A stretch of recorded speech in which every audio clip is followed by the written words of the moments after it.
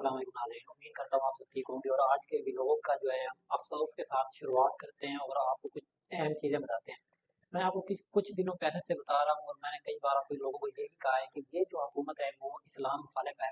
लेकिन कुछ लोग इसके चाहने वाले हैं, कुछ जो है इसके खिलाफ भी है। लेकिन मैं आपको सिर्फ जो है कन्फर्म बात बताने वाला हूँ जो इस वक्त हमारे पास प्रूफ भी आ चुके हैं और इसका बहुत बड़ा नुकसान जो पाकिस्तान को हो रहा है, जो इस्लाम को हो रहा है, वो बताने लगा हूँ।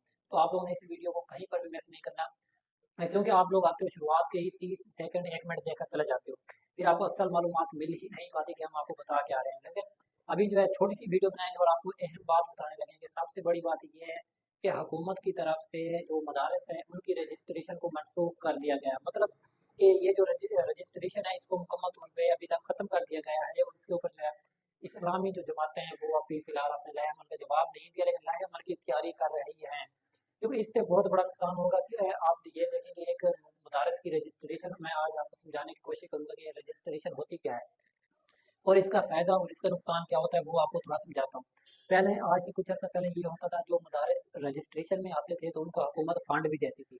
फिर हुकूमत ने वो फ़ंड देना बंद कर दिया। जो फ़ंड हुकूमत मदारस को देती थी बच्चों के लिए, उस फंड को जो है मुकम्मल तौर पे पाकिस्तान के अंदर बंद कर दिया गया। और उसके बाद जो है अब रजिस्ट्रेशन को बंद करने का मकसद क्या है, अब रजिस्ट्रेशन होती क्या है और ये बंद करने का मकसद क्या है, दोनों चीज़ें मैं आपको थोड़ा डिफरेंट है समझाने की कोशिश करता हूँ।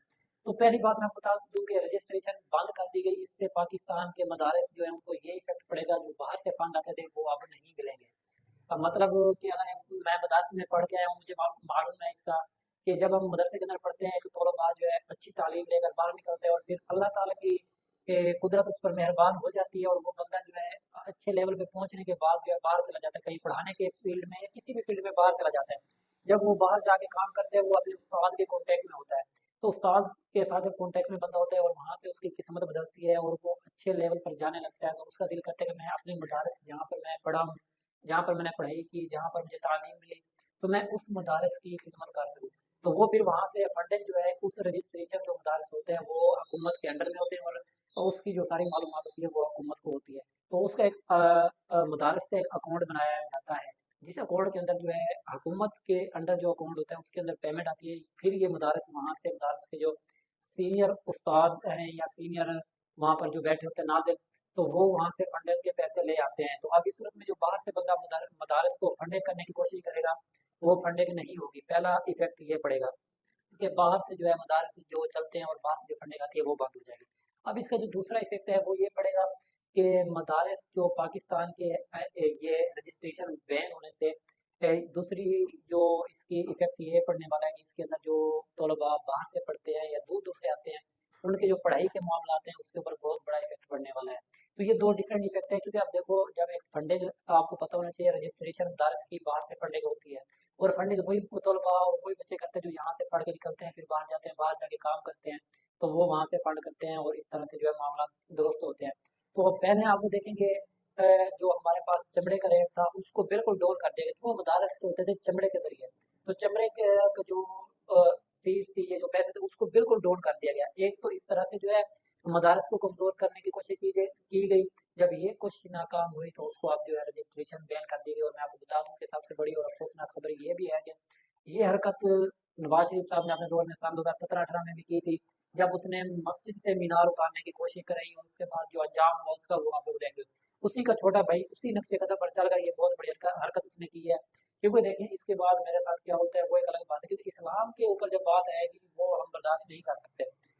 बाकी जो मामला हैं उसके अंदर हम कभी नहीं बोले, कुछ भी नहीं करें, इसकी हम मजम्मत भी करते हैं और हुकूमत को मुतालबा करते हैं कि शर्म करें और इस जो आपने ये अभी नोटिफिकेशन जारी किया इसको वापस लें और अपनी इन हरकतों से बाज आ जाए। नहीं तो जो ये पाकिस्तान के अवाम है, वैसे भी अवाम आप लोगों से हद से ज़्यादा नफरत करती है, मजीद अवाम के अंदर जो है गुस्सा नफरत पैदा ना करें और इस मामले को यहीं पर ख़त्म करके जो है इस जो आपने ये फैसला लिया इसको वापस लें। उम्मीद करता हूँ आप लोगों को भी मेरी बातें समझ आई होंगी। अगर समझ आई है तो ट्वीट फेसबुक के ऊपर पेज के ऊपर ये अपनी पोस्टें लगाएं और इनको गैरत दिलाएं कि भाई ये जो आपने काम किया ये इस्लाम के खिलाफ, क्योंकि वहाँ से बच्चे हाफिज बनते हैं, वहाँ से बच्चे आलिम बनते हैं।